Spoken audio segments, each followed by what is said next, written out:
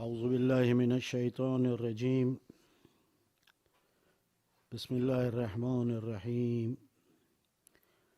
الحمد لله رب العالمين بارئ الخلائق أجمعين، والصلاة والسلام على عبد الله ورسوله وحبيبه وصفيه وحافظ سره ومبلغ رسالاته سيدنا ومولانا أبي القاسم محمد. اللهم صل على محمد وآل محمد وعلى آل بيته الطيبين الطاهرين المعصومين، لا سيما فاطمة الزهراء سيدة النساء العالمين، ولعنة الله على أعدائهم أجمعين من الآن إلى قيام يوم الدين. أما بعد، قال الله سبحانه وتعالى في كتابه: بسم الله الرحمن الرحيم.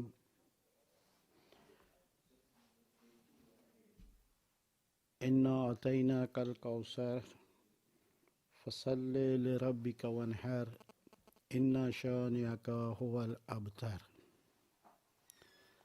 سب سے پہلے آج شب شہادت پیغمبر اکرم کی تنہا بیٹی سیدہ کونین مادر حسنین جناب حضرت فاطمہ زہرا صلوات اللہ علیہا کی شہادت پر سب سے پہلے امام زمانہ کے حضور تمام مومنین اور دنیا اسلام کے حضور اس بی بی کی مظلومانہ شہادت پر تعزیت عرض کرتا ہوں۔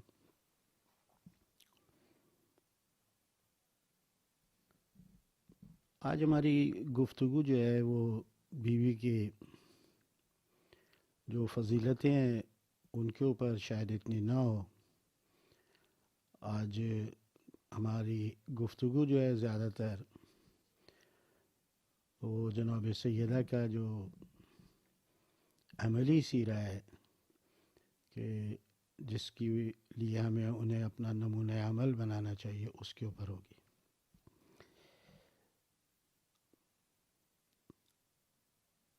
جس زمانے میں جناب سیدہ سلام اللہ علیہا کی ولادت ہوئی، ایک عورت خاتون اپنے تاریخ کے بدترین اور تاریک ترین دور کے اندر تھی۔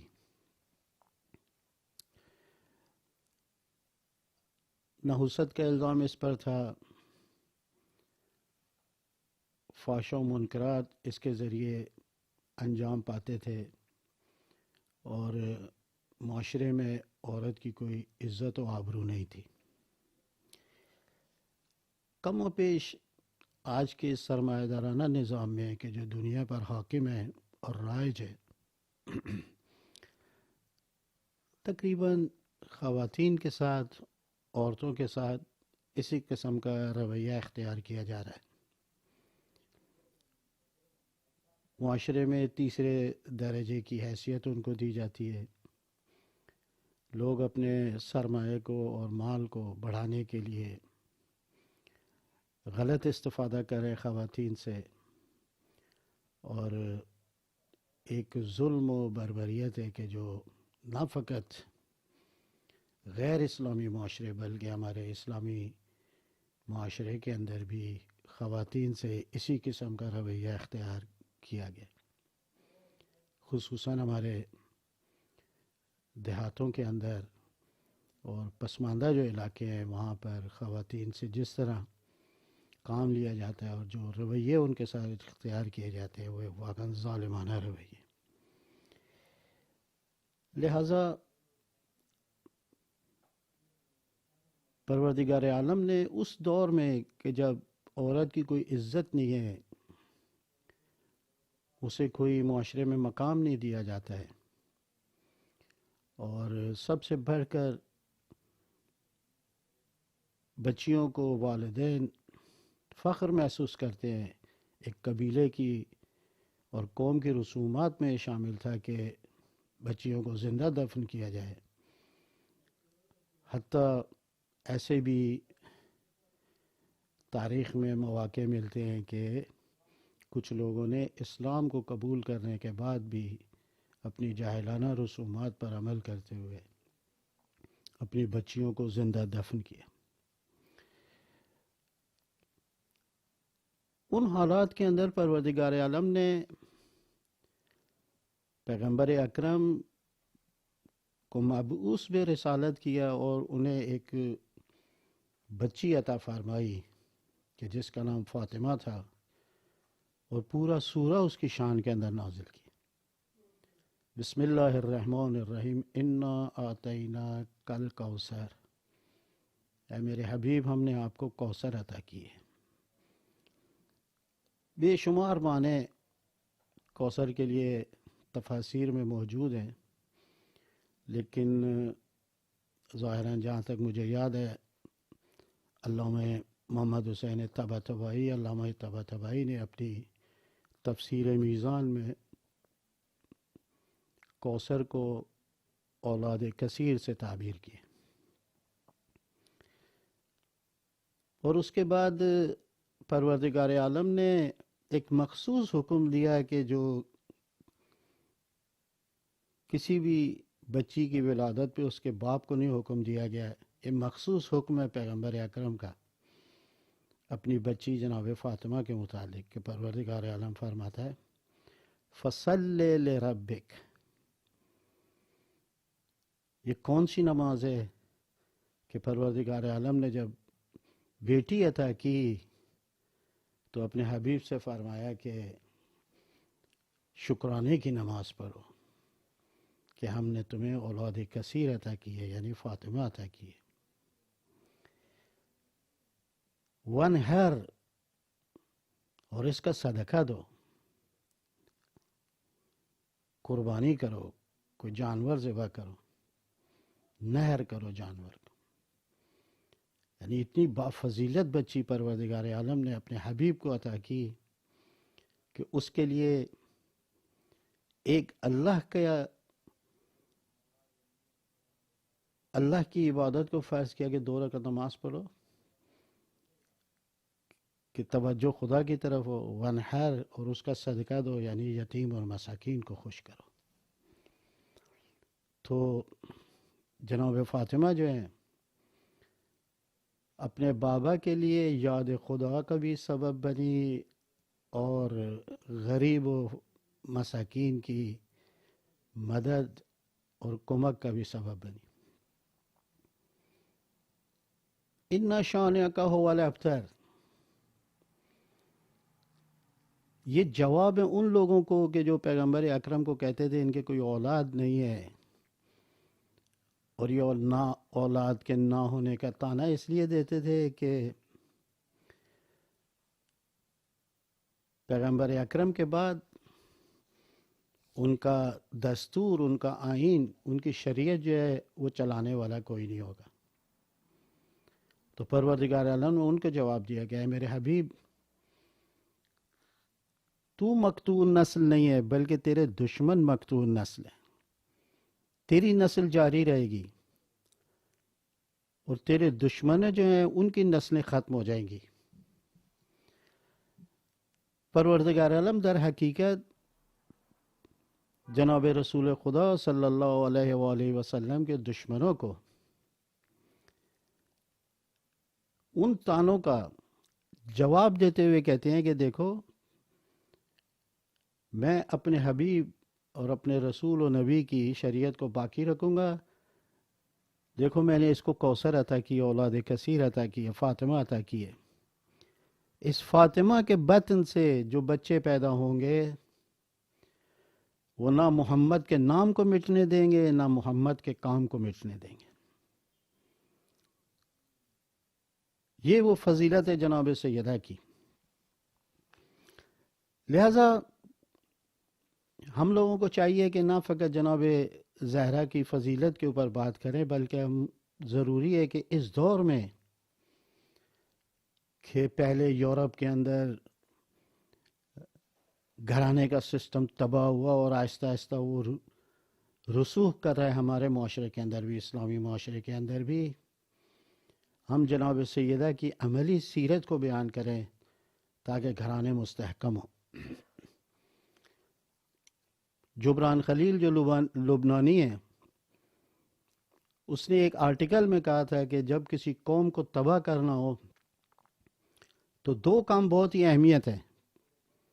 ایک تو یہ کہ ان کے خانوادوں کو توڑ دیا جائے، اس معاشرے کے ان کے گھرانے کے سسٹم کو تباہ کر دیا جائے۔ جب گھرانہ تباہ ہو جائے گا، یہ قوم خود بخود ہی تباہ ہو جائے گی اور نابود ہو جائے گی۔ تقریباً 100 سال کے قریب، 100 سال پہلے اس نے اپنے ایک آرٹیکل میں اس بات کو کہا تھا۔ میں سمجھتا ہوں کہ آج ہمیں ضرورت ہے کہ ہم اپنے گھرانوں کو توجہ کریں، اپنے بیوی کی طرف توجہ کریں، اپنے بچوں کی طرف توجہ کریں، اپنے گھر کے ماحول کی طرف توجہ کریں۔ اور ہماری سب سے زیادہ کوشش یہ ہونی چاہیے کہ آج دنیا جو ہے وہ تعلیم اور دولت کی طرف متوجہ کرتی ہے اپنے بچوں کو۔ ہمیں چاہیے کہ ہم اپنے گھرانے کے سسٹم کو مضبوط کرنے کی طرف توجہ دیں اور ہم یاد الہی کی طرف اور خدا کی بندگی اور عبادت کی طرف اپنے خانوادے کو متوجہ کریں، جیسا کہ جناب سیدہ نے پوری زندگی میں اس کی طرف توجہ دی۔ دوسری چیز جو جبران خلیل نے کہی وہ یہ تھی کہ اگر آپ کسی قوم کو تباہ کرنا چاہتے ہیں تو ان کے آئیڈیلز کو تبدیل کر دیں، ان کے نمونہ عمل کو تبدیل کر دیں۔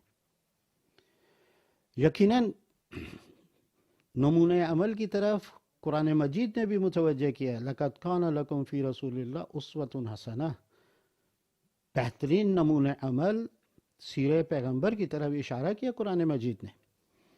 اور جب انسان کسی کو اپنے لیے نمونہ عمل قرار دیتا ہے تو کوشش کرتا ہے کہ اس کی عادات کو، اس کی اخلاقیات کو، اس کی روحانی کیفیت کو اپنائے اور اس کے اوپر عمل کرے۔ اور ایک صحیح تربیت کے لیے اور ایک صحیح معنوں میں اخلاقی ترقی اور عظمت کے لیے ایک بہترین نمونہ عمل کو اختیار کرنا بہت ہی ضروری ہے کہ اسلام نے اس کی طرف بہت زیادہ توجہ دی ہے۔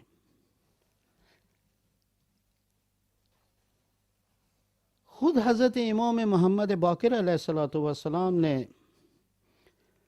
جناب سیدہ کی عظمت اور جلالت کے لیے ایک عجیب، واقعاً حیرت انگیز توجہ طلب روایت کو ارشاد فرمایا۔ فرماتے ہیں لقد كانت مفروضة الطاعة على جميع من خلق الله من الجن والانس والطير والوحش والانبیاء والملائکہ۔ امام پنجم فرماتے ہیں کہ پروردگار عالم نے جناب سیدہ کی اطاعت کو تمام بندگان الہی کے اوپر فرض قرار دیا ہے، چاہے مسلمان ہو یا غیر مسلمان ہو، کسی بھی قوم و قبیلے کا فرد ہو۔ مولا امام پنجم فرماتے ہیں کہ اس کے اوپر فرض ہے، اس کے اوپر واجب ہے کہ جناب سیدہ کی اطاعت کرے۔ اس کے بعد من بیانیہ من الجن والانس، من خلق اللہ، جمیع من خلق اللہ، من ہر ایک کے لیے استعمال ہوا ہے۔ جو بھی اللہ تعالیٰ نے چیز خلق کی ہے، وہ چاہے بندگان خدا ہوں، چاہے انبیاء ہوں، چاہے ملائکہ ہوں، چاہے جن و انس ہوں، چاہے فضاؤں میں اڑنے والے پرندے ہوں یا زمین پر رینگنے والے حشرات یا چوپاہے پاؤں پہ چلنے والے ہوں، سب کے اوپر ہماری والدہ، ہماری دادی جناب فاطمہ کی اطاعت فرض ہے۔ یہ بہت ہی اہم مطلب۔ انبیاء پر اطاعت جناب سیدہ فرض ہے اور زمین و آسمان میں موجود ہر چیز کے اوپر اطاعت جناب سیدہ فرض ہے۔ جہاں پر تک نمونہ عمل کو اختیار کرنے کا تعلق ہے، ہم لوگ ہی نہیں، بلکہ امام زمانہ ارشاد فرماتے ہیں کہ فی ابنت رسول اللہ لی اسوۃ حسنہ، رسول اللہ کی بیٹی فاطمہ جو ہے وہ اسوہ حسنہ ہے، میرے لیے بھی نمونہ عمل ہے۔ خود امام زمانہ کے جو حجت خدا ہیں، ولی خدا ہیں، امام برحق ہیں، معصوم ہیں، وہ بھی کہتے ہیں کہ نہیں، میرے لیے نمونہ عمل جناب فاطمہ کی ذات ہے۔ یہاں پر ایک مطلب کو میں عرض کروں کہ فقط جناب سیدہ خواتین کے لیے نمونہ عمل نہیں ہے، بلکہ مردوں کے لیے بھی نمونہ عمل ہے۔ بس اس سے معلوم ہوتا ہے کہ ان کی کچھ خصوصیات ایسی ہیں کہ جو خواتین کے لیے نمونہ عمل ہیں۔ بیوی کیسی ہونی چاہیے، ماں کیسی ہونی چاہیے، گھر میں کیسی ذمہ داریوں کو وہ انجام دے، یہ خواتین۔ لیکن سخاوت، عبادت، فداکاری، ایثار، مجاہدت، جہاد، یہ وہ خصوصیات ہیں کہ جو مردوں کے لیے ہیں۔ ان کے اندر بھی جناب سیدہ جو ہے وہ نمونہ عمل ہے۔ بس جناب سیدہ ایسی ذات ہیں کہ جن کو خواتین اور مرد دونوں ہی اپنا نمونہ عمل قرار دے سکتے ہیں، بلکہ قرار دینا چاہیے۔ دوسری اب یہاں سے جو اخلاقیات ہے وہ یہ ہے کہ جناب سیدہ نے ہر مقام پر جو ایک کامیاب زندگی اور باعزمت زندگی کے لیے ضروری ہے، وہ یہ کہ اپنے کلام میں، اپنے گفتار کے اندر جناب سیدہ نے ہمیشہ رضایت الہی کو مقدم رکھا ہے۔ اگر شوہر کی خدمت کر رہی ہیں رضائے خدا کے لیے، اگر بچوں کی خدمت کر رہی ہیں رضائے خدا کے لیے، اگر گھر میں کام کر رہی ہیں رضائے خدا کے لیے، حتیٰ شوہر کا انتخاب، مہر کا تعین اور جہیز، ان سب کے اندر جناب سیدہ نے رضایت الہی کو نظر میں رکھا۔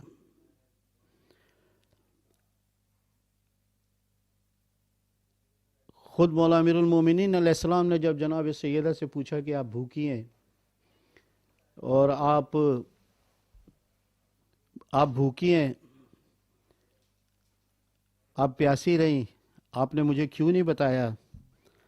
تو جناب سیدہ نے فرمایا، یا ابا انی استحی من الہی ان اکلف نفسک ما لا تقدر، مجھے شرم آتی ہے خدا سے کہ میں آپ کو ایک ایسے کام کا کہوں کہ جو آپ کے لیے مشکل ہے انجام دینا، تکلف ہے۔ حتیٰ جب انتخاب ہوا مولا امیر المومنین علیہ السلام کا، کہ جب پوچھا کہ میں نے،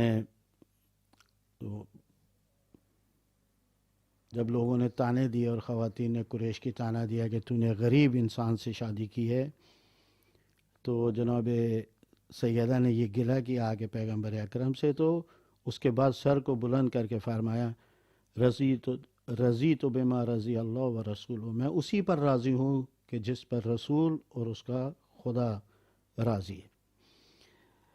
اور اسی طریقے سے ہر مقام کے اوپر میں جناب سیدہ جو ہیں وہ پروردگار عالم سے اپنی رضایت کا اظہار کرتی ہیں۔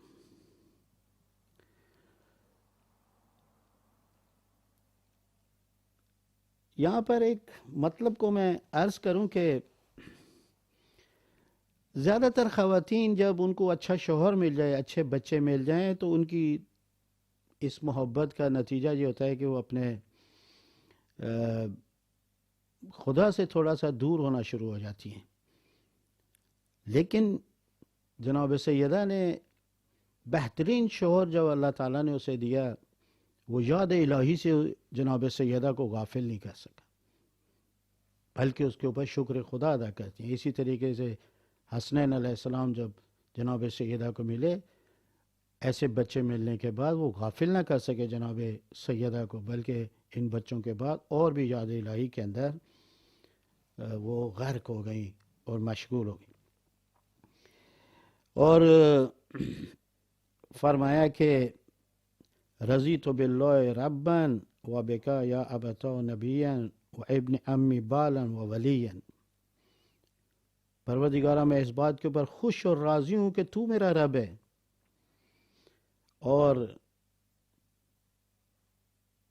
میں تجھ سے راضی ہوں کہ میرا بابا نبی ہے، اور میں اس بات پہ راضی اور خوش ہوں کہ میرا شوہر جو ہے وہ ولی خدا ہے۔ یہ وہ چیزیں ہیں کہ اگر ایک خاتون اپنے گھر کے اندر غربت کے اوپر، مشکلات کے اوپر، پریشانیوں کے اوپر صبر کرے تو یہ چیز مؤثر ہوتی ہے گھرانے کے استحکام کے لیے اور اس کی اندر معنویت اور روحانیت کی فراہم کرنے میں۔ یہاں پر دوسری چیز جو میں عرض کروں کہ ہمارے یہاں پر شادی کے معاملے کے اندر زیادہ تر دولت کو اور حسن کو دیکھا جاتا ہے کہ لڑکی اور لڑکا دولت میں برابر ہوں یا حسن کے اندر برابر ہوں یا دوسری مال و جائیداد کے اندر برابری ہو، لیکن جب جناب سیدہ کی شادی ہوئی تو پیغمبر اکرم نے ان چیزوں کو ملاحظہ نہیں کیا، بلکہ جناب سیدہ کے لیے معنوی اور روحانی اعتبار سے ایک کف کو تلاش کیا جو ہر جہت سے جناب علی علیہ السلام کے اور جناب شوہر جو ہے وہ جناب سیدہ کی برابری کر سکے۔ فرماتے ہیں کہ جب پیغمبر اکرم نے علی علیہ السلام کا انتخاب کیا اپنی بیٹی کے لیے تو ان سے جب پوچھا تو جناب سیدہ کو پتہ ہے کہ علی بہت ہی دست تنگ ہے ان کا اور وہ مشکلات مالی سے دوچار ہیں، لیکن اس کے باوجود بھی سکوت اختیار کیا، اور اس طریقے سے پیغمبر اکرم نے کہا ہے کہ جناب سیدہ کا سکوت ان کی رضایت کے اوپر دلالت کرتا ہے، اور اس کے بعد خود جناب سیدہ نے فرمایا رضی تو بما رضی اللہ و رسول، میں اسی چیز پر راضی ہوں کہ جس کے اوپر خدا راضی ہے اور اس کا رسول راضی ہے، فقط ہم کو عبادت ہے۔ آپ اندازہ کریں کہ یہ کتنی اہمیت کے حامل ہے۔ مولا امیر المومنین نے ہم لوگ جب ان چیزوں کو جب رشتوں کا انتخاب کرتے ہیں یا اپنی بچیوں کے رشتے کرتے ہیں تو ہم ان چیزوں کی طرف توجہ نہیں کرتے ہیں۔ میں آپ کو ایک بہت تاریخی واقعہ آپ لوگوں کی خدمت میں عرض کروں کہ جب جناب عقیل نے جناب ام البنین سے رشتے کو طلب کیا، ان کے والد سے کہا کہ میں آپ کی بچی کا رشتہ لینے آیا ہوں جناب مولا امیر المومنین کے لیے، علی علیہ السلام کے لیے، تو انہوں نے کہا ذرا ٹھہرو، اپنی بیوی سے جا کے کہا کہ ہماری بچی کا رشتہ آیا ہے۔ کہا کون ہے؟ کہا علی۔ فرمایا کہ رشتہ کر دو تم۔ وہاں پر جناب ام البنین کے والد نے اپنی بیوی سے کہا، جناب ام البنین کی والدہ سے ایک جملہ کہا کہ جو ہمارے لیے ایک بہت ہی اہمیت کا حامل جملہ، کہا کہ تم نے اپنی بیٹی کو اتنا تربیت کیا ہے کہ وہ علی جیسے انسان کے ساتھ گزارا کر سکے۔ اگر رشتوں کے اندر ہم ان چیزوں کو ذہن میں رکھیں کہ ہماری بچی اگر اس قابل نہیں ہے کہ کسی اپنے سے اوپر کے انسان کے ساتھ زندگی کر سکے، ہمیں رشتے نہیں کرنے چاہیے۔ اس قسم کے رشتے جو ہیں وہ ناکامی کے اوپر ختم ہوتے ہیں، بالآخر وہ ایک دن منقطع ہو جاتے ہیں، تعلقات ختم ہو جاتے ہیں، طلاق تک نوبت آ جاتی ہے۔ لیکن آپ لوگوں نے دیکھا کہ ان کی والدہ نے کہا کہ نہیں، میں نے ایسی تربیت اپنی بچی کی ہے کہ وہ علی کے ساتھ گزارا کر سکے، اور پھر وہ ام البنین نے آ کر علی کے گھر میں کس طریقے سے زہرا کے بچوں کو پالا اور ان کو اپنے بچوں کو کس طرح تربیت کیا، اور وہ کربلا کے اندر کس طریقے سے حسین کا ساتھ دیا اور کس طرح حسین کے ساتھ شہید ہوئے۔ بس کفیت جو ہے وہ بہت ہی اہمیت کی حامل ہے۔ اس کے بعد جو اہم نقطہ آپ لوگوں کی خدمت میں عرض کروں وہ یہ ہے کہ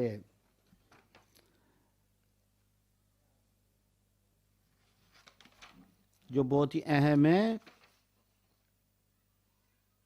وہ یہ ہے کہ کامیاب زندگی کا ایک راز یہ ہے کہ ہر خاتون کو اپنے شوہر کے ساتھ ہمیشہ محبت اور احترام سے پیش آنا چاہیے. یہ کامیابی کا راز ہے. جس طریقے سے جناب سیدہ نے اپنے شوہر کے ساتھ محبت کی اور جس طرح ان کا احترام کیا، یہ انتہائی ایک نمونہ عمل ہے کہ جب احترام کا رشتہ ہو اور محبت کا رشتہ ہو تو وہ کبھی ناکام نہیں ہوتا ہے. اور اگر محبت ہو اور ایک دوسرے کا احترام ہو تو مشکلات کے اندر صبر کیا جاتا ہے. مشکلات کو لیے حوصلہ انسان کے اندر پیدا ہوتا ہے کہ کس طرح مشکلات کے اوپر کنٹرول کرے. لہذا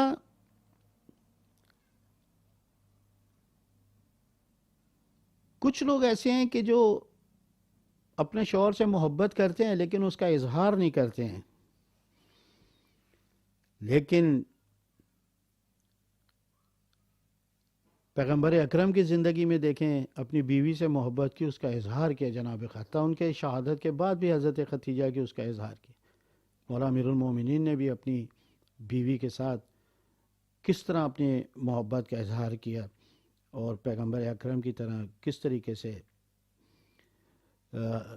پیغمبر اکرم نے اپنی بیوی کے ساتھ جناب خدیجہ کے ساتھ محبت کی اور احترام کیا. یہ احترام کا رشتہ ہے. حتیٰ اس قدر احترام ہے جناب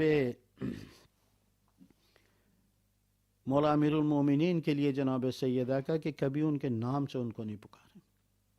ہمیشہ کہا کہ یا ابو الحسن، ہمیشہ کنیت سے پکارا، حسن کے والد. یہاں فرمایا یا ابن عم، میرے چچا کے بیٹے. جزاک اللہ انی خیر الجزا یا ابن عم رسول اللہ. یہ احترام ہے. ہمارے یہاں پر آج کل کے معاشرے کے اندر اس قسم کے احترامات کا کوئی خیال نہیں رکھتا ہے. آج کل میں نے دیکھا ہمارے گھروں کے اندر کس طرح بیویاں نام لے کر شوہر کو پکارتی ہیں، بالکل ایسے جیسے کوئی ان کا ملازم ہو. یہ غلط روش ہے. بچوں کے سامنے خاص طور پر اپنے شوہر کو اور بچوں کے باپ کو احترام سے پکارا جائے تاکہ وہ بھی احترام کرنا سیکھیں. جناب سیدہ نے ہمیشہ مولا امیر المومنین علیہ السلام کے اور جناب امیر المومنین سے محبت جناب سیدہ کی کس قدر ہے. یہ دوسرا جو نقطہ آپ لوگوں کی خدمت میں عرض کروں کہ جو بہت ہی اہم ہے، اس کے اوپر میں زیادہ آپ لوگوں سے گفتگو کرنا چاہوں گا، اور وہ یہ ہے کہ ایک خاتون کو اپنے شوہر کی معرفت ہونی چاہیے. اس کو پتہ ہونا چاہیے میرے شوہر کا کیا شعبہ ہے، اس کا کیا پیشہ ہے، اس کی مجبوریاں کیا ہیں، اس کی مشکلات کیا ہیں، اس کی درآمد کتنی ہے. بہت ساری ایسی خواتین کے جو اپنے شوہر کی ان احساسات کو، ان مشکلات کو نہیں پہچانتی ہیں اور ان سے وہ عجیب و غریب تقاضا کرتی ہیں. بہت ساری خواتین ایسی ہیں کہ جو اپنے شوہر کو گناہ کے اندر مبتلا کرنے کا باعث بن جاتی ہیں. مثلا وہ بیچارہ اتنا کماتا نہیں ہے، اسے تقاضے کرنا. آفس میں تھوڑی دیر ہوئی ہے، مشکلات ہیں، اس کو ٹریفک میں پھنس گیا ہے، لیکن وہ اس کے اوپر تحمل نہیں کرتی، وہ اس کی مشکلات کو نہیں سمجھ رہی. راتوں کو دیر سے آیا، اس کے اوپر شک و شبہات کرنے، نہ اس کے دلی جذبات اور احساسات کو سمجھنا. اگر ان خاتون جو ہے وہ صحیح معنوں میں اپنے شوہر کی شناخت نہ رکھے، مشکلات سے دوچار ہو جائے گی. ان کی زندگی کے اندر مہر و محبت نہیں ہوگی، ان کے اندر ہم خیالی نہیں ہوگی، ہم آہنگی نہیں ہوگی ان کی زندگی کے اندر.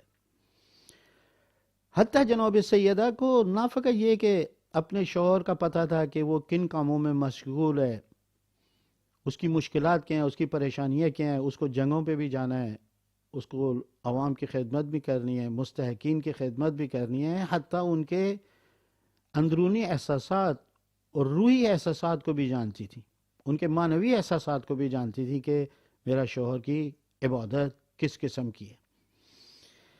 فرماتے ہیں کہ مولا امیر المومنین ایک دفعہ باغ کے اندر جب کچھ لوگوں نے دیکھا کہ بالکل ہی اس طریقے سے زمین پر گرے ہوئے ہیں کہ جیسے ان کے بدن سے روح پرواز کر گئی ہے، جناب سیدہ کو آ کر انہوں نے خبر دی کہ علی کو ہم نے دیکھا ہے کہ وہ نخلستان کے اندر اور باغ کے اندر انتقال کر گئے۔ جناب سیدہ نے مسکرایا اور اپنے گھر میں داخل ہو گئیں، چلی گئیں۔ ان لوگوں نے کہا ہم نے علی کے مرنے کی خبر دی اور آپ مسکرا کر دیکھ رہی ہیں۔ تو جناب سیدہ نے فرمایا علی کا یہ ہر روز کا کام ہے، جب وہ یاد الہی میں اور عبادت الہی میں اور بندگی خدا کے اندر علی غرق ہو جاتا ہے تو اس کی یہی کیفیت ہوتی ہے کہ جو آپ لوگوں نے دیکھا۔ جناب سیدہ نے اپنے شوہر کے مشکلات اور پریشانیوں کو سمجھا، دیکھا کیا ہے، ان کی غربت کو سمجھا۔ ایک دن نہیں کہا علی کو تانا دیا کہ آپ میرے لیے لباس نہیں لائے، آپ میرے گھر کے لیے یہ سامان نہیں لائے، آپ میرے لیے صحیح خوراک فراہم نہیں کی۔ اس کو مشکلات کا پتہ تھا، اور یہ ایک اچھی اور کامیاب بچی کی دلیل ہے کہ وہ اپنے گھر کے اندر کس طریقے سے آرام و سکون سے زندگی کراتی ہے۔ وہی بچی کر سکتی ہے کہ جو اپنے باپ کی نصیحتوں پر عمل کرے۔ جب جناب فاطمہ رخصت ہو رہی تھی، اس وقت پیغمبر اکرم نے زہرا کے کان میں ایک بات کہی، زہرا کبھی علی سے کوئی تقاضا نہ کرنا، میرا بھائی بہت ہی غریب ہے۔ معلوم تھا غربت کا احساس تھا جناب سیدہ کو، اسی کے اوپر عمل کیا، اور زہرا نے اتنے غربت کے اندر، اتنے فقر کے عالم کے اندر اتنی کامیاب زندگی کو گزارا اور کبھی علی علیہ السلام سے گلہ نہیں کیا۔ کامیاب زندگی۔ اور اقتصادی طور پر بھی دیکھیں، علی علیہ السلام راتوں کو عبادت کرتے ہیں، یتیم اور مساکین کے دروازے کے اوپر جاتے ہیں، اور ہر شب کا یہ علی کا معمول ہے۔ لیکن زہرا نے کبھی بھی ان کے اوپر شک نہیں کیا، ہمیشہ یقین رکھا کہ میرا شوہر جو ہے وہ کسی نہ کسی ضروری کام سے گیا ہو۔ آج ہمارے دور کے اندر ایک بہت بڑی جو میاں بیوی کی لڑائی کا سبب بنتا ہے وہ یہ ہے کہ شوہر راتوں کو غائب ہو جاتا ہے۔ علی کی بھی، زہرا کا شوہر بھی راتوں کو جاتا تھا، لیکن زہرا نے کبھی ان کے اوپر شک نہیں کیا، ہمیشہ یقین رکھا۔ تو یہ میں عرض کر رہا تھا کہ اجتماعی طور پر اور اقتصادی طور کے اوپر زہرا ہمیشہ اس بات کے اوپر صبر کرتی نہیں۔ علی نے بہت ساری اپنی کمائیاں، یہاں تک کہ میں نے ایک کتاب میں پڑھا کہ علی علیہ السلام نے 2 تھیلیاں رکھی ہوئی تھیں۔ ایک تھیلی وہ تھی کہ جس میں پیسے اپنے گھر کے لیے ڈالتے تھے، اور دوسری تھیلی میں کچھ پیسے ڈالتے تھے۔ ایک دن جناب سیدہ نے پوچھا یا علی یا ابوالحسن یہ 2 تھیلیاں کون سی ہیں؟ کہا کہ اس دوسری تھیلی کو استعمال نہیں کرنا، اس کا پیسہ حرام ہے میری اولاد کے اوپر۔ کہا کیوں؟ کہا کہ میں 4 گھنٹے اگر اپنے بچوں کے لیے محنت کرتا ہوں تو 4 گھنٹے میں غریبوں اور مساکین کے لیے کام کرتا ہوں۔ زہرا نے کبھی اعتراض نہیں کیا کہ یا علی ہمارے اپنے بچوں کے لیے پیسے پورے نہیں پڑتے ہیں اور آپ غریبوں کے لیے کام کرتے ہیں۔ زہرا نے کبھی بھی نہیں علی کو روکا۔ یہ کون دنیا میں ایسا علی کو پیدا کر سکے گا کہ جو نہ فقط یہ کہ مزدوری کرتے گا، وہ اپنے بچوں کا خیال رکھتا ہے، بلکہ اپنے بچوں کے ساتھ غریبوں اور مساکین کے بچوں کو بھی وہ ذہن میں رکھتا ہے۔ بس میں یہاں پر عرض کروں، تیسری چیز جو ہے وہ عبادت ہے جناب سیدہ۔ ہفتے میں ایک رات کو، شب جمعہ کو خدا کے لیے مخصوص کرتی ہیں۔ ان کے اندر کبھی بھی حائل نہیں ہونے دیا کہ آخری وقت تک جو ہے وہ عبادت الہی کو انجام دیتی رہی جناب سیدہ۔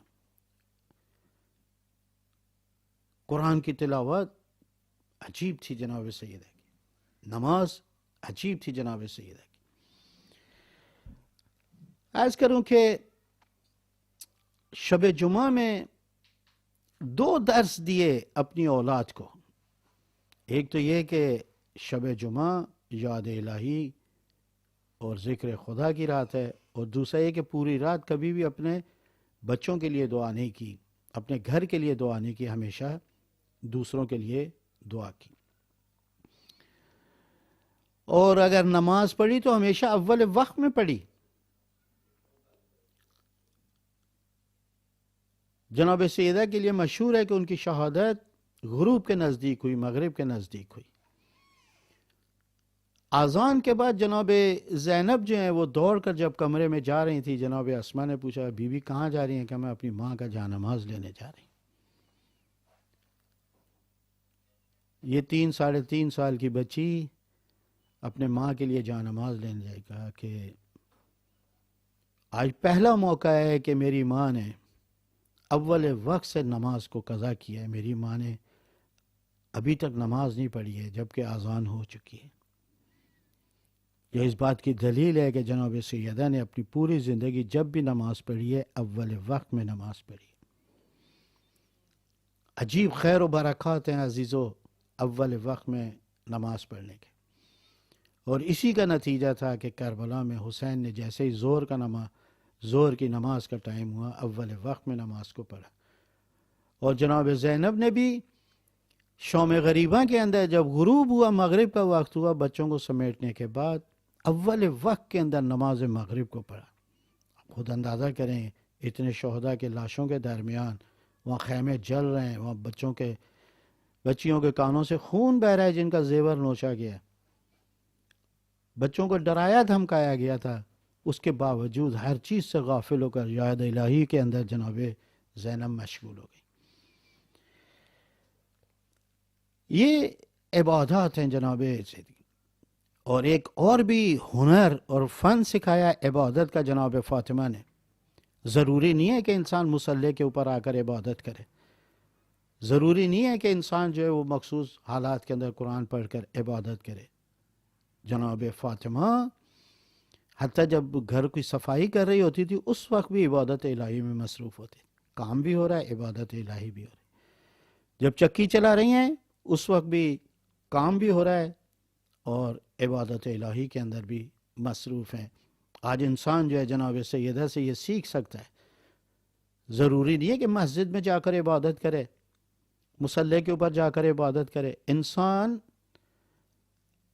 اپنی ٹیبل کے پیچھے اپنے آفس کے اندر بھی جب قلم چلا رہا ہے یا کمپیوٹر چلا رہا ہے تو عبادت الہی میں مشغول ہو سکتا ہے.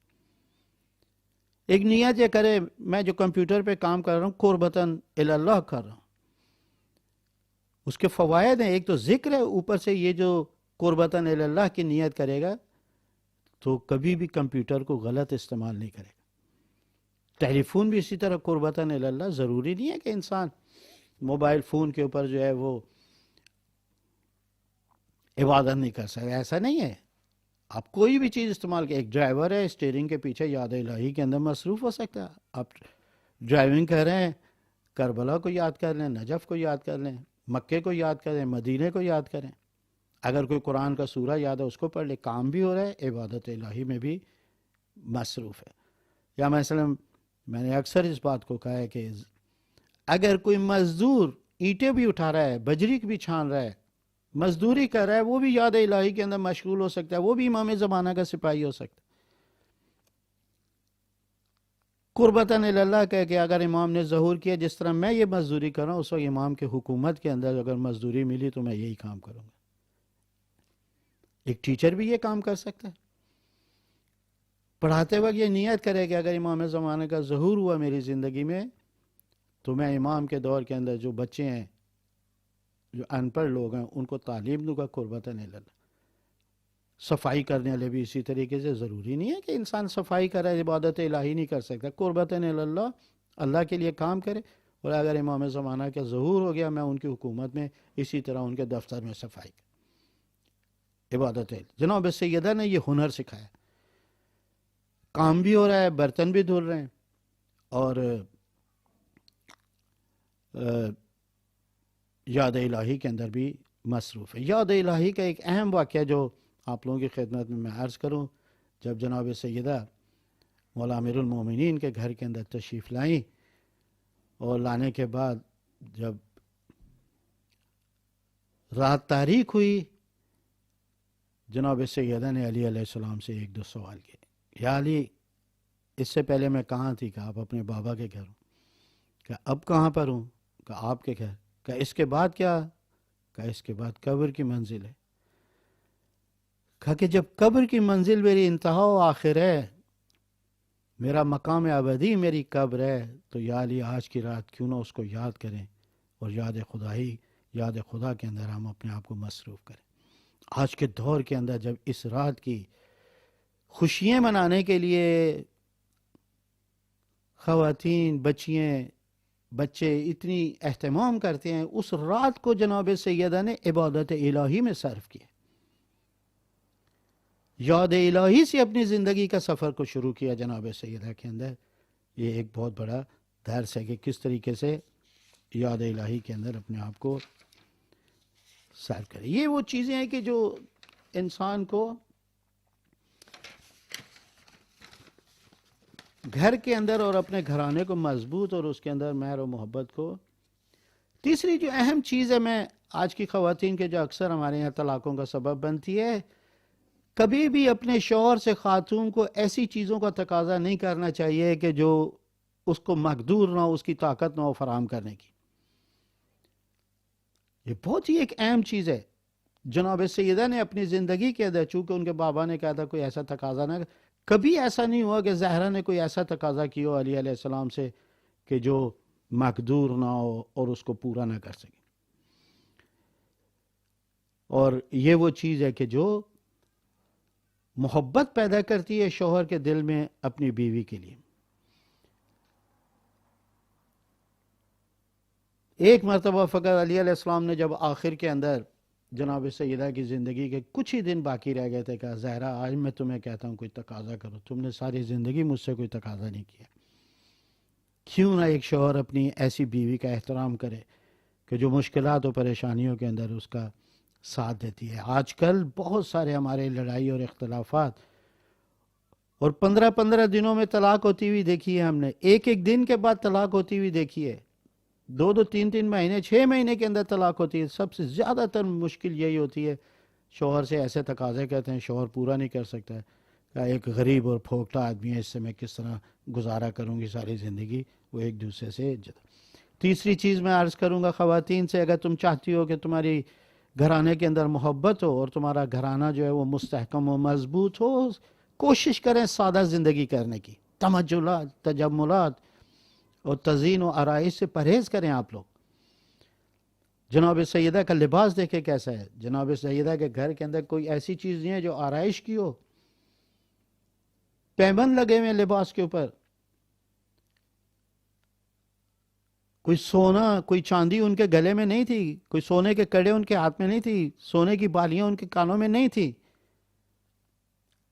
اس سادگی کے ساتھ جو زندگی کی ہے، تو علی نے اس طرح محبت کا اظہار کیا، اور پیغمبر اکرم نے بھی جناب سیدہ کو ہمیشہ یہی نصیحت کی کہ سادہ زندگی گزاریں،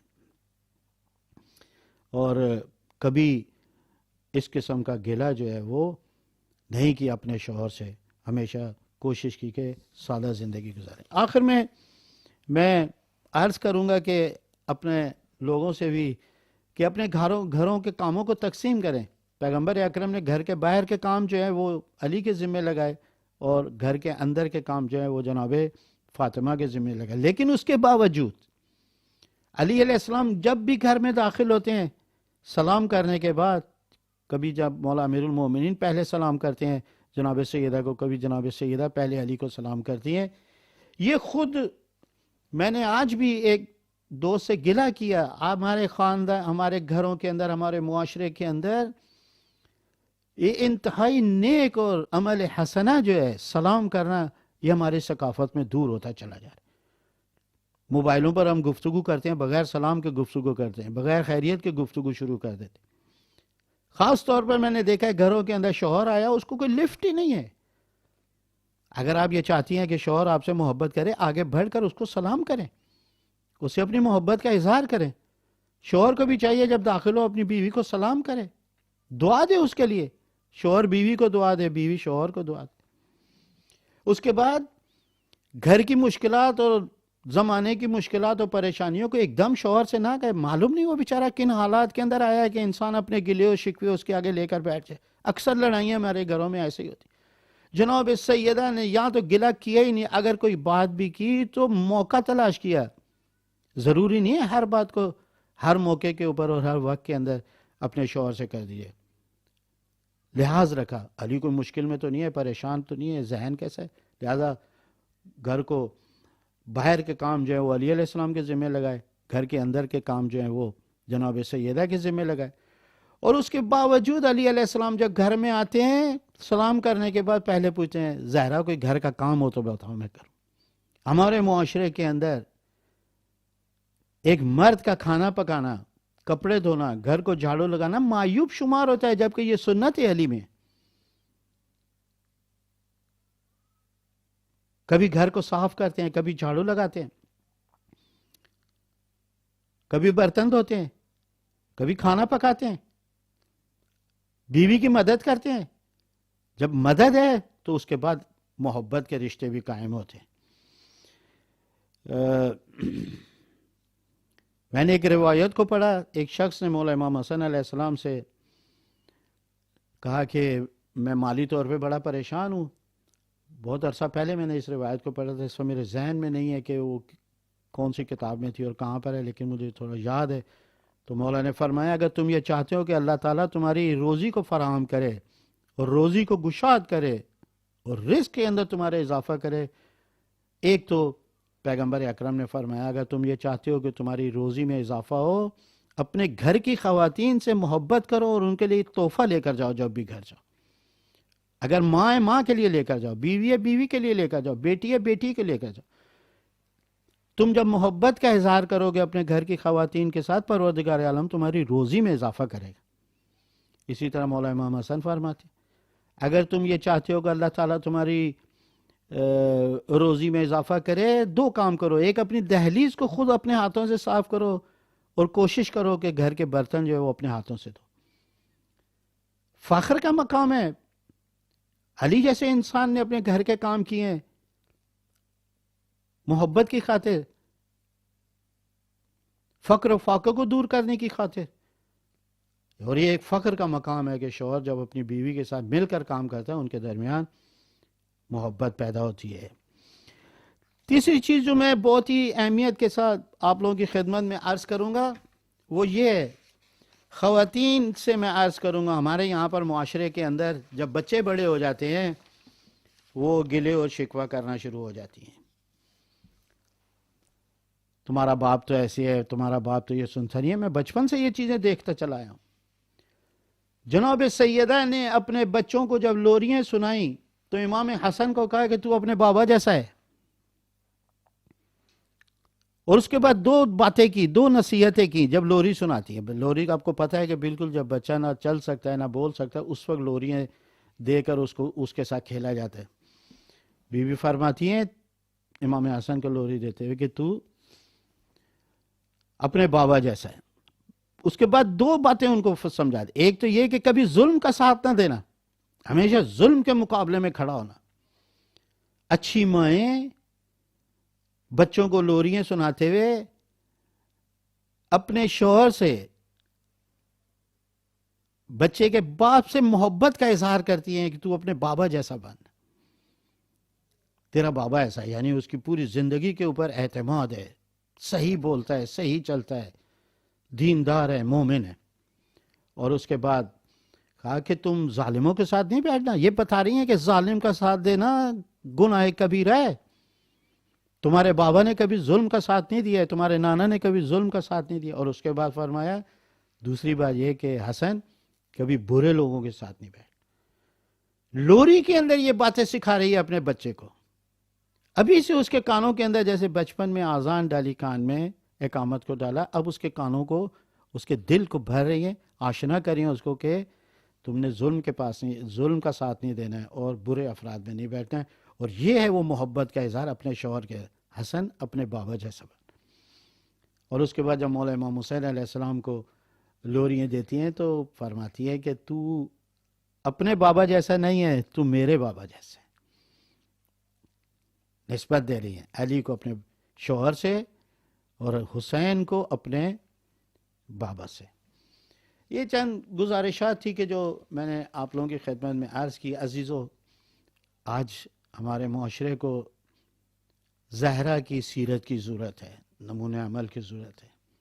آج ہمارے معاشرے میں گھرانے بکھر رہے ہیں، آئیں ان کو جوڑیں، مشکلات پر صبر کرنا سیکھیں، تحمل بردباری کا مظاہرہ کریں۔ انسان کی ازدواجی زندگی کے اندر ہمیشہ مشکلات اور پریشانیاں آتی رہتی ہیں، کبھی آپ اس سے گھبرائیں نہیں۔ کوئی ایسا گھرانہ نہیں ملے گا کہ جن کی زندگی کے اندر مشکلات و پریشانی ہے، لیکن توکل کرنا سیکھیں، صبر کرنا سیکھیں، سادہ زندگی کرنا سیکھیں۔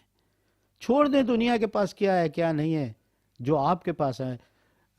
جب میں ایران میں تھا تو وہاں پر ایک عراقی جو ہے ایک آفس میں کام کرتا تھا، میں نے اس سے پوچھا تمہاری کتنی تنخواہ؟ کہا 8,000۔ تو میں نے کہا تم گھر کس طرح چلاتے ہو؟ کہا کہ ہاں گھر چلانے کے لیے بھی میرے پاس ایک وسیلہ ہے۔ کہا کیا ہے؟ میں نے پوچھا کیا ہے؟ اس نے کہا قناعت، یعنی جو اللہ نے دیا اس کے اوپر راضی رہے انسان، یہ سب سے بڑا سرمایہ ہے۔ آج ہمارے ملک کے اندر جو ہمارا ملک جو ہے وہ اتنی پریشانی اور مشکلات سے دوچار ہے، وہ یہ کہ اللہ نے ہمیں جتنا بھی دیا ہم کبھی اس کے اوپر قانے نہیں ہوئے، ہمیشہ اس سے بڑھ کر آرزویں لگائیں، اس سے بڑھ کر تمنیاں لگائیں، پھر نہ حلال دیکھا نہ حرام دیکھا۔ اور آج ہمارا معاشرہ جو ہے اور ہمارا ملک جو ہے وہ کتنے ارب ڈالرز کا جو ہے وہ مقروض ہوا ہے اور ہم سے خوشیوں کو چھین لیا گیا۔ آج یہی دولت جو ہمارے پر قرض ہے، اگر ہماری عوام پہ تقسیم کر دی جائے تو کوئی ملک کے اندر غریب نہیں رہے گا۔ کوشش کریں، اس وقت سب سے بڑی ہمت کا مظاہرہ کریں، کوشش کریں کہ جناب سیدہ کی سیرت پر عمل کرتے ہوئے کسی طرح اپنے اس بنیاد کو جو افہام و تفہیم کی اور اپنے شوہر کے ساتھ گھرانے کی بنیادیں اس کی حفاظت کریں اور یہ عبادت الہی میں صرف ہے۔ جناب سیدہ ہر چیز کو قربان کیا، کیا کہ بہترین شوہر پیغمبر اکرم کے اس سے جب خواتین نے اعتراض کیا کہ یا رسول اللہ، مرد لوگ جو ہیں وہ تو جہاد پہ چلے جاتے ہیں اور ان کو اتنا ثواب ملتا ہے اور ان کی اتنی فضیلت ہے، تو پیغمبر اکرم نے فرمایا خواتین کا جہاد اپنے شوہروں کی غیر موجودگی میں گھر کو صحیح طرح سنبھالنا اور اچھی شوہرداری ہے، اچھی طرح شوہر کی خدمت ہے، یہ خواتین کا جہاد ہے۔ عائشہ بے شہادت ہے اس بی بی کی کہ جو اپنے بابا کی شہادت کے بعد کبھی مسکرائی نہیں، ہمیشہ روتی رہی، گریا کرتی، صبح ہوتی ہے اپنے بابا کو یاد کر کے گریا کرتی ہیں، دن میں گریا کرتی ہیں، رات کو گریا کرتی ہیں، کسی طرح بھی جناب سیدہ کو سکون نہیں ملتا ہے، ہر وقت گریے میں مصروف ہے۔ حتیٰ مدینہ کے لوگوں نے علی علیہ السلام سے گلہ کیا، یا علی زہرا کو کہیں کہ یا دن کو روئے یا رات کو روئے، تو جناب سیدہ نے کہا یا علی لوگ مجھے رونے نہیں دیتے ہیں اپنے بابا کی جدائی کے اوپر۔ مولا امیر المومنین نے مدینے سے باہر ایک بیت الحزن بنایا جہاں پر جناب سیدہ جا کر گریا کرتی ہیں۔ اپنے بابا کے بعد کبھی جنگ احد کے شہداء کے اوپر جا کر گریا کرتی ہیں، کبھی جنت البقیع میں آ کے گریا کرتی ہیں، کبھی اپنے بابا کی قبر کے اوپر آ کر گریا کرتی ہیں، اور بار بار یہی کہتی ہیں بابا آپ کی امت نے دیکھے میرے ساتھ کیا۔ وہ وقت بھی آیا جب علی کو، آج کی اصطلاح میں یہ میں کہوں گا، علی کو گرفتار کرنے آئے اور زبردستی بیعت کا مطالبہ کیا، گھر پر آئے، زہرا نے دروازے کو بند کیا، اصحاب رسول نے کہا کہ زہرا دروازے کو کھولو، کہا کیوں آئے ہو؟ کہا علی کو لینے آئے ہیں۔ کہا جب تک زہرا موجود ہے تم علی کو گرفتار نہیں کر سکتے، کہا دروازے کو کھولو۔ زہرا نے دروازہ نہیں کھولا، کہا کہ اگر دروازے کو نہیں کھولو گے ہم آگ لگا دیں گے۔ قرآن کی وہ آیات، پیغمبر اکرم کا وہ احترام کہ پیغمبر اکرم کتنی بار اس دروازے کے اوپر آ کر انما یرید اللہ کی آیات کی تلاوت کرتے تھے۔ یہ وہ دروازہ کہ جس کے اوپر وحی خدا نازل ہوئی، ملائکہ خدا نازل ہوئے، آج رسول اللہ کے اصحاب اور امت کے نزدیک اس کا کوئی احترام نہیں ہے۔ کہا کہ اگر نہیں کھولا تو ہم آگ لگا دیں، کہ تم چاہے جو مرضی کر لو میں دروازہ نہیں کھولوں گی۔ عزاداران امام، دروازے کو توڑا گیا۔ شہید مطہری فرماتے ہیں زہرا در و دیوار کے درمیان پس گئی، زہرا کے سینے میں دروازے کا کیل پیوست ہوا، ایک ہی آواز دی، اسماء میرے محسن کو سنبھالو، کربلا کا پہلا شہید محسن۔ عزاداران امام، خود اندازہ کریں کہ گھر میں حسنین بھی موجود تھے، علی بھی موجود تھے، اور ان کی موجودگی میں کس طرح دروازے کو آگ لگائی گئی، کس طریقے سے اس کو توڑا گیا، کس طریقے سے بچہ شہید ہوا، یہ معصوم بچہ جو ماں کے شکم میں شہید ہو گیا۔ زہرا بیمار ہو گئی، پسلیاں ٹوٹ گئی۔ اسی طرح جناب سیدہ ہمیشہ اس کے بعد کہتے ہیں کہ کبھی بھی جتنے مہینے بھی زندہ رہی، 3 مہینے 3.5 مہینے، کبھی بھی زہرا نے اپنے پہلو سے ہاتھ نہیں اٹھایا۔ علی نے پوچھا بھی زہرا ہمیشہ پہلو کے اوپر ہاتھ کیوں رہتا ہے؟ زہرا نے کہا کوئی بات نہیں ہے، کوئی مسئلہ نہیں، لیکن زہرا کبھی سیدھی نہیں کھڑی ہو سکی، کبھی کھڑے ہو کر عبادت نہیں کر سکی۔ کب علی کو پتہ پڑا کہ زہرا کی پہلو شکستہ ہے؟ جب زہرا کو غسل دیا، اس وقت نشان دیکھا تو علی نے ایک چیخ ماری، کہا کہ زہرا تیرے صبر پہ میرا سلام۔ لوگوں نے پوچھا یا علی آپ کس سے گفتگو کر رہے تھے؟ کہا میں زہرا سے گفتگو کر رہا۔ کہا کیوں؟ کہا کس قدر صابرہ ہے یہ بی بی کہ پہلو ٹوٹ گیا لیکن اس نے کبھی اپنے شوہر سے تکلیف کا اظہار نہیں کیا۔ آج ہم لوگ دیکھتے ہیں شوہر گھر آتا ہے، خواتین ان کے لیے بیماری کے ایک فہرست بنا کے بیٹھی ہوتی ہیں، آج میرے پاؤں میں درد ہے، آج میرے سر میں درد ہے، آج مجھے یہ تکلیف ہے، آج مجھے وہ تکلیف۔ یہ اچھی خواتین نہیں ہے کہ جو شوہر گھر پہ آتے ہی اس کو پریشان کرے۔ زہرا سے سیکھے، پسلیاں ٹوٹی ہوئی ہیں لیکن اتنا گہرا زخم ہے، لیکن علی کو نہیں بتایا کہ یا علی میرے پہلو میں زخم ہے۔ علی کو شہادت کے بعد زہرا کو بدن پر جب نشان دیکھا، اس وقت آگے اب مجھے پتا پڑا کہ زہرا پہلو پر ہاتھ رکھ کے نماز کیوں پڑھتی۔ قرآن پڑھتے وقت زہرا کے پہلو کے اوپر ہاتھ ہوتا ہے، چلتے وقت زہرا کے پہلو کے اوپر ہاتھ ہوتا ہے، کبھی سیدھی نہیں کھڑی۔ یا علی آپ زہرا کا ایک زخم دیکھ کر اتنے پریشان ہو گئے، چیخ ماری۔ زینب آپ کی بیٹی کتنی صابرہ ہے جو 70 قدم پر اپنے بھائی حسین کو دیکھ رہی ہے کہ اس کے گلے پر خنجر چل رہا ہے اور 1000 سے زیادہ زخم اس کے بدن کے اوپر ہیں۔ زینب تیرے صبر پہ سلام ہو۔ عزادارو، بس آخر میں آپ کی خدمت میں اتنا ہی عرض کروں گا کہ جس طرح زہرا رخصت ہوئی اپنے بچوں سے، خدا اس طرح کسی ماں کو اپنے بچوں سے رخصت نہ کرے۔ جب آخری وداع کے لیے آئے، زینب آ کے سینے پہ گر گئی، ماں آپ ہمیں چھوڑ کر جا رہی ہیں۔ حسن آ کے اپنی ماں کے ماتھے کو چومنے لگے، لیکن حسین دیوار کے ساتھ ٹیک لگا کے کھڑے رہے۔ مولا نے فرمایا کہ حسین آپ اپنی ماں سے رخصت نہیں ہوں گے؟ اس وقت حسین نے فرمایا بابا جب تک میری ماں نے مجھے نہیں بلایا میں نہیں گیا، آج بھی جب تک میری ماں مجھے نہیں بلائے گی میں نہیں جاؤں گا۔ مرنے کے بعد بھی زہرا نے حسین سے کس طرح اپنی محبت کا اظہار کیا کہ بند کفن کھلے ہاتھ نمودار ہوئے، کہا میرے حسین میرے سینے سے آ کے لگ جا۔ یہ تو حسین وہ ہے کہ جس کے بدن پہ کوئی زخم نہیں ہے، بھوکا نہیں ہے، پیاسا نہیں ہے۔ زہرا سے صبر نہ ہوا، بند کفن سے ہاتھ نکال کر حسین کو اپنے سینے سے لگا لیا۔ اس وقت زہرا نے حسین کو کس طرح اپنے سینے سے لگایا ہوگا جب زخموں کا چور حسین زمین پر گرا۔ اس وقت کس طرح سینے سے لگایا ہوگا جب شمر کا خنجر چل رہا ہوگا. اس وقت حسین کو کس طرح اپنے سینے سے لگایا ہوگا جب پیاسا تھا، جب بھوکا تھا.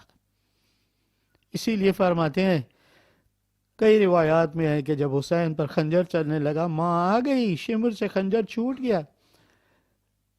جب یہ واپس اپنے لشکر میں گیا، زاروں قطار رو رہا تھا. کہ کیوں اتنا رو رہا ہے؟ کہ جو منظر میں نے دیکھا ہے وہ تم لوگوں نے نہیں دیکھا.